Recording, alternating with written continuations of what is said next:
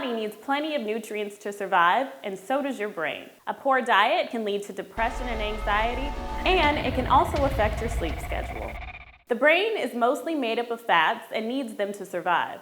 That's why a low-fat diet really isn't good for a healthy brain. Now, the brain needs fats to survive, but it doesn't mean you should go out and get a cheeseburger and fries.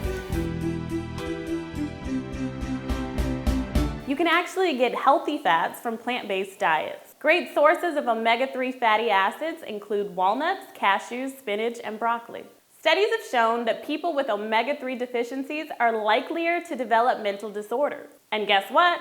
Children who have diets high in omega-3s not only perform better in school, but they're better behaved. Carbohydrates like white bread and desserts can cause your blood sugar levels to spike before plummeting into a crash. That's why you want to keep your blood sugar levels balanced.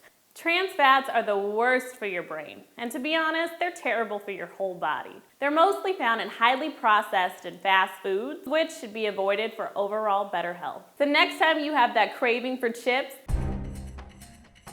do yourself a favor, grab an apple, maybe a banana. Your brain will thank you for it.